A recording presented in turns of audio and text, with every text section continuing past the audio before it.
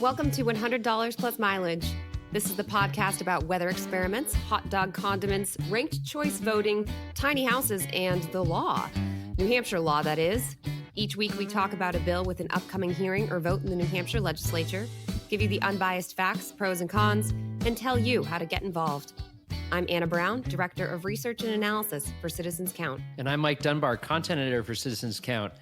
Anna, so we're going to be talking about embalming today. That's a little macabre, but I guess there seems to be an audience in podcast land for that kind of content. So maybe this is a good move for us. Yeah, maybe we'll tap into the hordes of true crime listeners, which would include myself. And I feel like for many of us, that goes back to our childhood with like those mummy books. I know there was that one book that I always loved, the picture book about how you become a mummy. And that in a way is really a form of embalming. It's a form of preserving the deceased. And so this has been going on for millennia. Embalming uses chemicals to slow down the process of decomposition even more than refrigeration. After a loved one dies, it's often used for an open casket visitation or a funeral. In the United States, it's very common. Not so common in other countries. Religions, including Judaism and Islam, consider embalming a desecration of the body and forbid it. Right, and I understand that some environmentalists also object to embalming because of the use of chemicals, particularly formaldehyde. The last few years, especially in New Hampshire, I've been hearing about green burials, which generally reject end-of-life practices that can harm the environment, such as burning fossil fuels for cremation or using a vault with non-biodegradable material, stuff like that. So now we arrive at the bill, and this is another New Hampshire bill that starts with a young person, which is pretty cool. New Hampshire high school senior Anya Nickel learned about green burials as part of a class assignment on sustainability, and now she is working towards her Girl Scout Gold Award, which is kind of equivalent to an Eagle Scout, and she's doing this by advocating for the right to a green burial in New Hampshire. When Nickel started researching New Hampshire laws related to green burials, she received conflicting answers from town officials and funeral directors about what is allowed in state law. So Nickel contacted Rep. Jerry Knirk, who is a Democrat from Freedom, New Hampshire, and he filed a bill to repeal New Hampshire's one state law that requires embalming, RSA 325:40-A. So don't need to remember that number. The law says no dead human body shall be exposed to the public for a period in excess of 24 hours unless said body is properly embalmed. Yeah, and that seems straightforward enough, but there's actually disagreement about what exactly that law requires. So according to members of the public who testified at the hearing for this bill, some funeral directors tell family that this law requires embalming for all burials. However, other funeral directors testified that the law only requires embalming if there's a public viewing. Families can reject embalming for private and family services. So it's sort of like, how do you read that wording exactly? Supporters of Knirk's bill, HB 1320, argue that repealing this law will make it clear that Granite staters do not have to consent to embalming after a loved one dies, whether they have religious or environmental or other concerns. To be clear, funeral homes and cemeteries could still set their own policies related to embalming. They just couldn't claim the state law requires it. Right. And opponents of HB 1320 expressed concern that repealing this law would lead family members to make misguided decisions about embalming a loved one after death.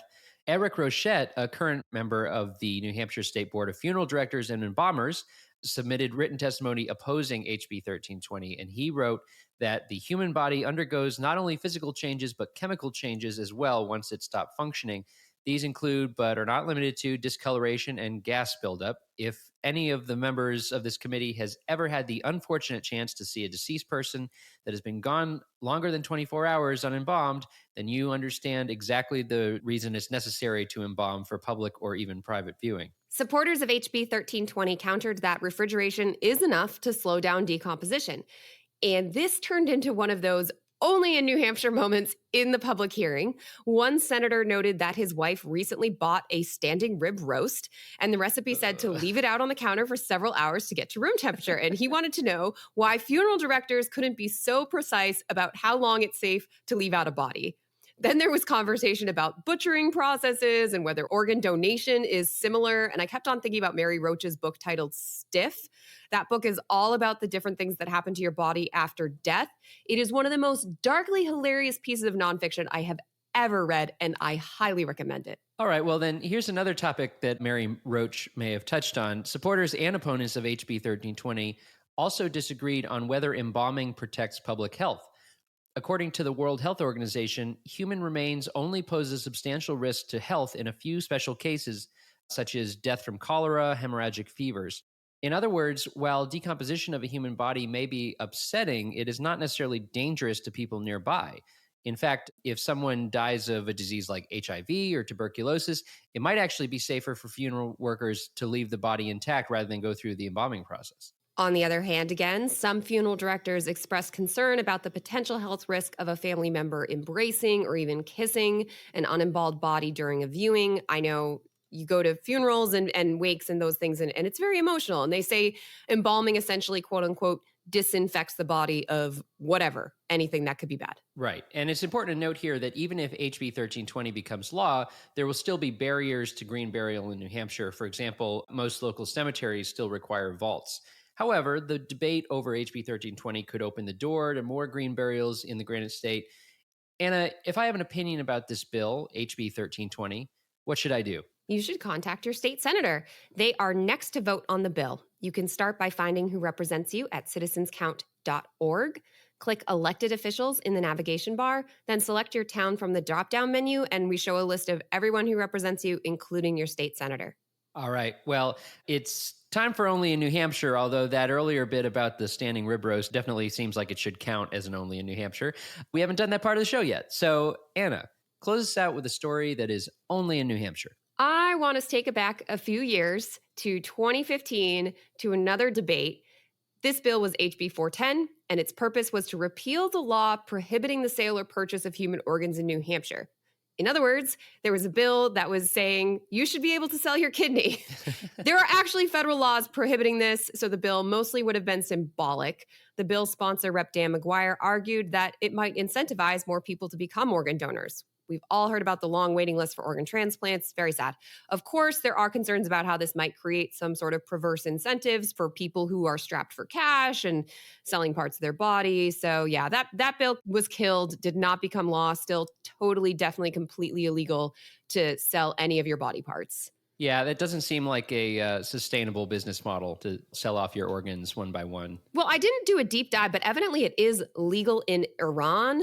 So that could potentially be a model policy if anyone ever wants to really, really dive into that. Maybe that's not where we should be looking for model policies. No. Fun fact, though, I was reading more about our laws related to funeral directors and everything, and there's also laws that prevent people from selling deceased human bodies. Just to be clear, you also can't really do that. So, this goes back to the 19th century when people would dig up recently buried graves and sell the corpses to medical schools. And those people were called resurrectionists, which is a really cool term for something that was pretty scummy. That is also illegal. Also illegal, but not only in New Hampshire. Pretty sure that's illegal everywhere, possibly even Iran, but I'd have to double check. All right. Well, keep that in mind, folks listening at home. That wraps it up for today's episode, but you can find more information and episodes at citizenscount.org. We'd like to thank Franklin Pierce University for producing and the Granite State News Collaborative for hosting. Our theme music was composed by me, Mike Dunbar. And lastly, we thank you for giving us a listen and thinking about how you can be part of what makes New Hampshire by the people, for the people.